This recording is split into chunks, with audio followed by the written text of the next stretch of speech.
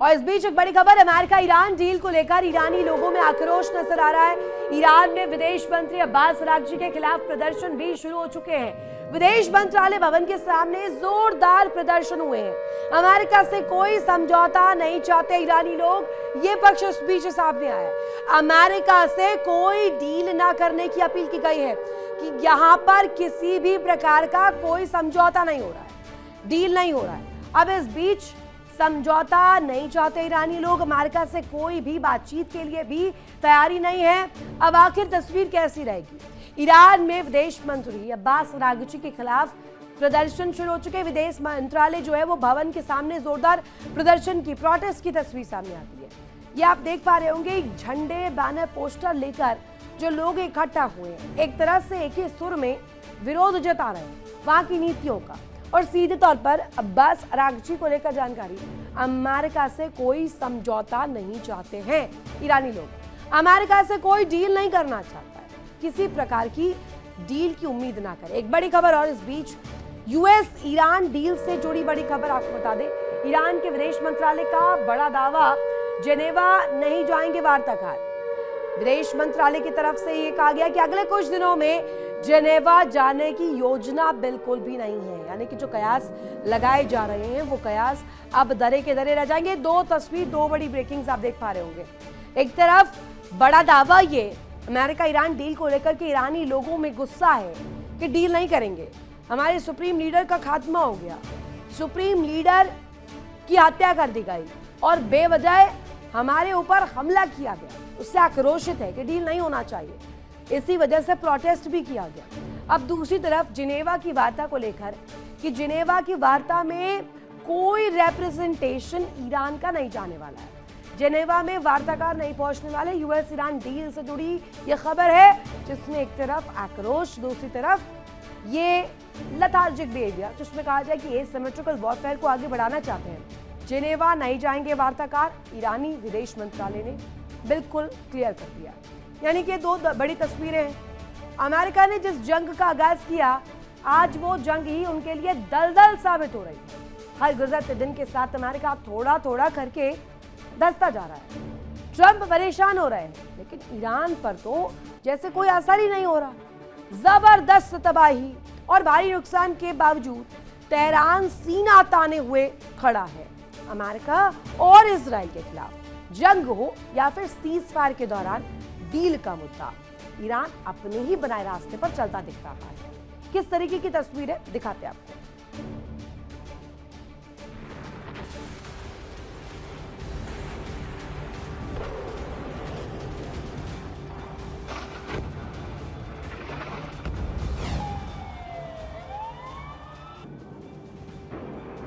28 फरवरी 2026 को अमेरिका और इजराइल ने ईरान के खिलाफ जंग का आगाज किया।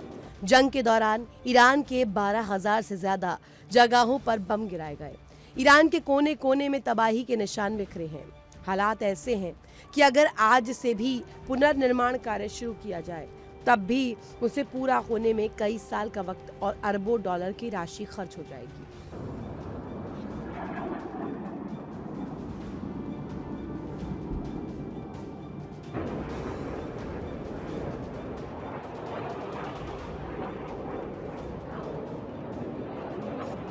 भारी तबाही और जबरदस्त नुकसान के बावजूद ईरान नहीं झुका। अयातुल्लाह अली खामेनी की मौत के तुरंत बाद मुश्तबा खामेनी का चेहरा सामने आया। उन्हें सुप्रीम लीडर चुना गया। फिर शुरू हुई ईरान की जवाबी कार्रवाई।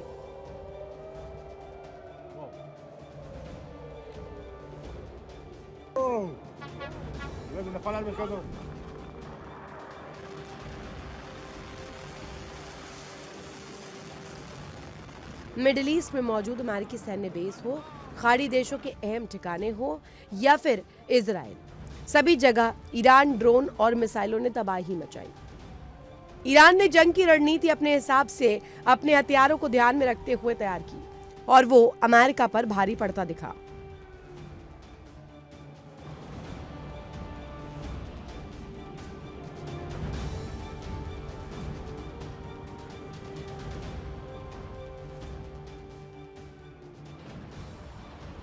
जंग में ईरान के सस्ते हथियारों ड्रोन्स और मिसाइलों ने अमेरिका की करोड़ों की मिसाइलें बर्बाद कर दी। छोटे छोटे हथियारों से ईरानी सेना ने अमेरिका के अजय माने जाने वाले हथियारों को तबाह कर दिया। हालात ऐसे हो गए कि अब अमेरिका के पास अपनी हिफाजत के लिए भी पर्याप्त हथियार नहीं बचे, और तो और अमेरिका को अपने खाली हुए तरकश को दोबारा भरने में भी लंबा वक्त लग सकता है।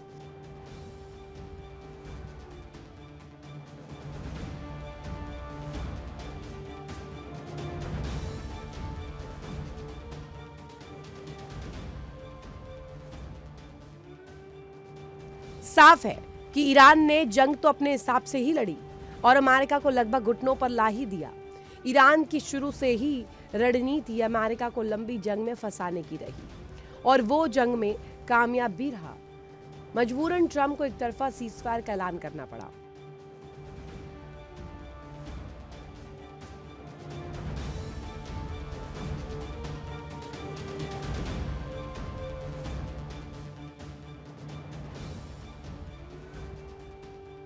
खबरों के मुताबिक सीज फायर की अवधि के दौरान ईरान ने अपनी ताकत फिर बढ़ा ली। उसने मलबे के ढेर से अपने हथियारों को निकाला, मिसाइल लॉन्चर्स को एक्टिवेट किया, मिसाइलों और ड्रोन्स को दूसरी जगहों पर शिफ्ट किया। यानी ईरान ने सीज फायर की अवधि का भी सही इस्तेमाल किया।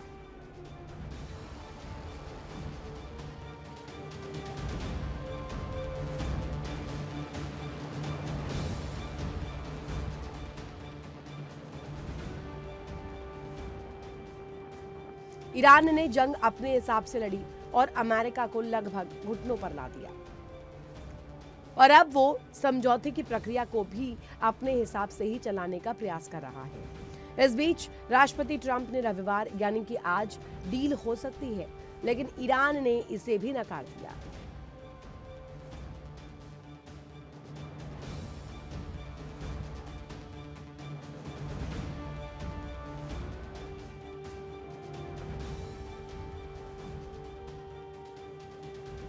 ईरानी विदेश मंत्रालय का कहना है कि बातचीत करने वाली टीम का फिलहाल जिनेवा जाने का कोई कार्यक्रम नहीं है। उधर ईरान में भी कट्टरपंथी प्रदर्शन कर रहे हैं और समझौते का विरोध कर रहे हैं।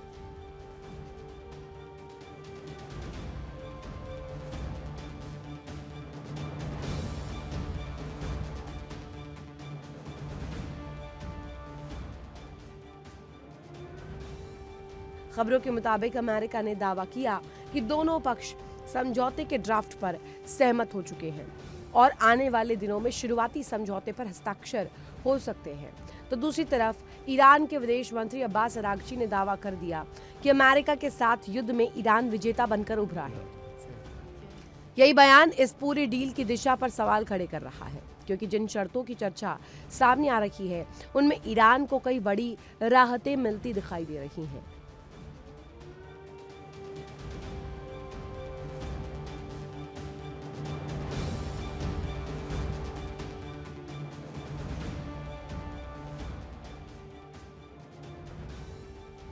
माना जा रहा है कि ईरान समझौतों की प्रक्रिया को लंबा खींचता है ताकि दूसरा पक्ष टूट जाए और वो ईरान की शर्तें मानने को राजी हो जाए। खबरों के मुताबिक अब तक जो मसौदा सामने आया उसमें कई शर्तें ईरान के पक्ष में जाती दिखाई दी।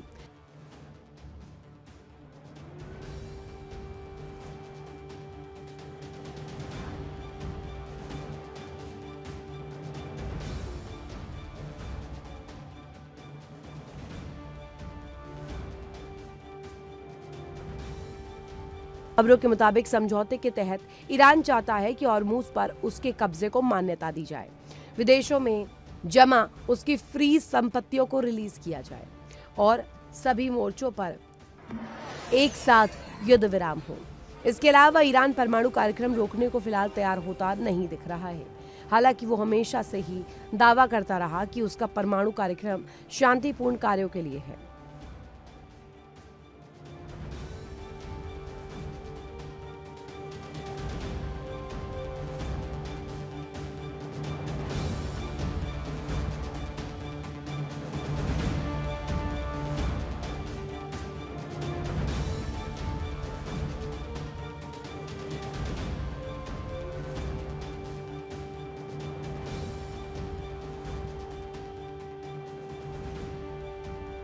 साफ है कि इस जंग में अमेरिका ना तो जीत हासिल कर सका और ना ही पीछे हट पा रहा, जबकि ईरान अपने हिसाब से जंग को और बातचीत की प्रक्रिया को चलाने में कामयाब होता दिखाई दे रहा है।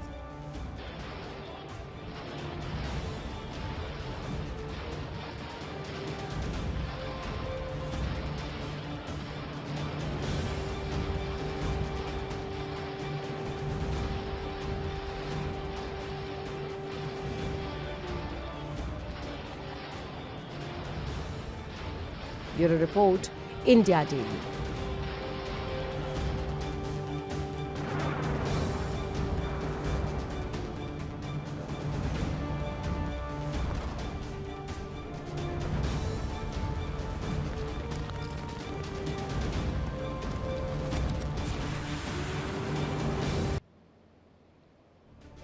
और अब आइए आपको बताते हैं कि ईरान के वो कदम जिन्होंने अमेरिका को घुटने पर आने पर मजबूर कर दिया, वो कौन कौन से तमाम तैयारी थी और कैसे यहाँ ईरान ने अमेरिका को घुटनों पर आने के लिए मजबूर कर दिया। जल्दी से कुछ डिटेल्स आपके सामने रख देते हैं। हॉर्मूज में ईरान का जो चोक होल्ड था वो कैसे सामने आया। हॉर्मूज स्ट्रेट से गुजरता है दुनिया का 20% कच्चा तेल और ईरान इसी पर अपना दमखम बनाए बैठा था। हॉर्मूज पर ईरान का 100% मिलिट्री कंट्रोल था। साथ ही आपको बता दें, हॉर्मूज में ईरान जंग के कारण तेल और गैस की कीमतें आसमान पर चली गई हॉर्मूज पर, क्योंकि संकट आया। जंग जारी रही तो क्रूड ऑयल $200 प्रति बैरल के पार होगा। ये सबसे बड़ा चिंता का विषय है, एक्सक्लेमेशन मार्क इसलिए। ईरान के डिफेंस सिस्टम ने अमेरिका को करारी चोट दी। इसके साथ ही साथ 24 MQ-9 रीपर और एक MQ-4C ट्राइटन ड्रोन तबाह कर दिए। यानी कि बड़े बड़े जो जंगी बेड़े में इनके पास हथियार थे अमेरिका के, वो कहीं ना कहीं खत्म हो गए। अमेरिका के 17 फाइटर जेट नष्ट हो गए, क्षतिग्रस्त हो गए। साथ ही ईरानी हमलों को रोकने के लिए अमेरिका की जो रोज का खर्चा है $50 मिलियन का आया। यानी कि आप तस्वीर देखिए, हल्के फुल्के डिफेंस की बीच की तस्वीरें, ड्रोन्स और इन तमाम चीप जो जंगी बेड़े से निकाली हुई हथियारों की भेंट ये चढ़ गए। हथियार भंडार खाली होने से और ज्यादा ट्रंप की चिंता बढ़ गई। साथ ही आपको बता दें, चीन और रूस के खिलाफ सैन्य ताकत कमजोर पड़ रही थी।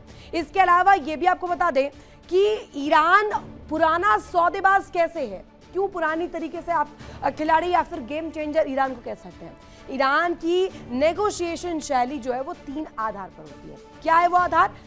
शैली का आधार रणनीतिक धैर्य, वैचारिक मजबूती, मल्टी लेयर्ड दबाव। यानी कि पहले तो डिप्लोमेटिक टर्म्स पर प्रेशर क्रिएट करिए, पेशेंस दिखाइए, उसके बाद आगे दबाव बनाइए। दबाव के आगे झुकने की बजाय अपनी शर्तों पर बातचीत करना, यानी कि किसी के दबाव में किसी की शर्तों को एक्सेप्ट ना करना। बातचीत को अक्सर लंबा खींचना, जैसे दूर तक चलेगी जंग तो और ज्यादा मजबूर सामने वाला दुश्मन होगा और जल्दी गिव अप करने के चांसेस उसके रहेंगे। ईरान नेगोशिएशन में क्या हथियार यूज करता है? सबसे बड़ा हथियार है समय। समय इस बीच खाता है ईरान। समय की जो पाबंदी है वो लगातार बढ़ती जाती है, बातचीत की प्रक्रिया को लंबा खींच देता है, जिससे सामने वाला जो दुश्मन देश है वो ऊब कर इस जंग को छोड़ने के लिए तैयार हो जाता है। परेशान होकर दूसरा देश, दूसरा पक्ष जो है वो झुक सकता है। दूसरा क्षेत्रीय प्रभाव, जो उसके पास इंपॉर्टेंट सोर्सेज है, रिसोर्सेज है, प्रॉक्सी संगठन है, इनके जरिए दबाव बनाना। इसके साथ साथ आपको बता दें, क्षेत्रीय प्रभाव के साथ साथ नेगोशिएशन में सबसे बड़े हथियार के रूप में मिडिल ईस्ट में हॉर्मूज निकलकर सामने आया था। ईरान के प्रॉक्सीज, हिजबुल्लाह, हूती, हमास, इन्होंने भी बहुत जो इस बीच जंग की तस्वीरें से मजबूत किया था ईरान के पक्ष में। वैचारिक मजबूती, जो कहा जाए मजबूत ढांचा एक दिखाता, नेगोशिएशन के दौरान अपनी सोच पर कायम रहना, टस से मस ना होना और अपनी शर्तों पर ही बातचीत का प्रयास करना, ना कि सामने वाले दुश्मन देश का या दूसरे पक्ष का। मल्टी लेयर डिप्लोमेसी के दरवाजे खोलना, दूसरे पक्ष के साथ खुले तौर पर बातचीत करना, यानी कि क्या शर्तें उसकी तरफ से रखी जा रही है, ईरान की तरफ से क्या है, वो दोनों को कंपाइल करना। बैक चैनल के जरिए बातचीत का विकल्प ढूंढना और इसके जरिए सिंपैथिक कार्ड, विक्टिम कार्ड खेलते हुए दुनिया भर में अपनी डिप्लोमेसी के जो दरवाजे हैं, बंद दरवाजों को और ज्यादा विस्तार देना। देखिए इंडिया डेली 24/7 अब आपकी स्मार्ट टीवी पर। इंडिया डेली मौजूद है सभी डिजिटल प्लेटफॉर्म पर लाइव और लगातार। इंडिया डेली 24/7, हर दिन राष्ट्र को समर्पित।